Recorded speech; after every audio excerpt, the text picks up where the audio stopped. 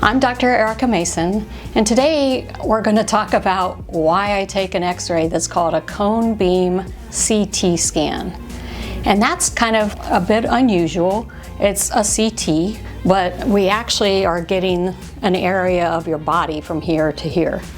And that's because it's imaging quite a few things that help me when I'm trying to decide, are you a good candidate for an oral appliance because you've been diagnosed with obstructive sleep apnea. So one thing is we're looking at your teeth to make sure they're strong and able to hold that appliance on the teeth. Okay, so that's pretty obvious. But also the cone beam scan actually shows me your airway. And so we map it out, and what's amazing is most of my patients that have obstructive sleep apnea, their volume of their airway is 10 cubic centimeters or below. That's amazing because a normal person should only have 20 cubic centimeters of volume of their windpipe. So that's quite a bit of a difference.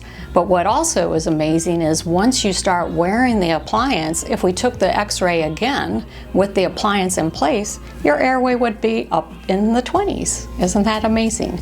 The other thing that we also look at is your nasal cavity and being able to breathe nasally, because we have a nose for a reason. It's not just to hold glasses or to look pretty, it's to actually function.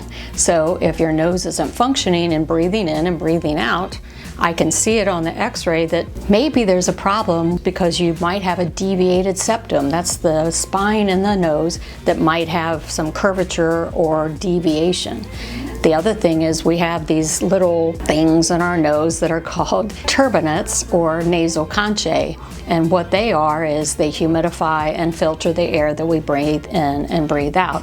And sometimes they can swell but not shrink back up, so they can kind of block one side or the other. And so those are the things that when I do we call it a CBCT, cone beam CT scan X-ray, is I'm seeing all kinds of things that will also help me understand that yes, you're a wonderful candidate for oral appliance therapy, but also why you have obstructive sleep apnea. Because if you have a tiny little airway, windpipe, and your jaw movement falls back, collapsing that airway, then it's kind of like, well, this is a slam dunk to put an oral appliance and hold your jaw forward so that it won't block the airway. So happy sleeping.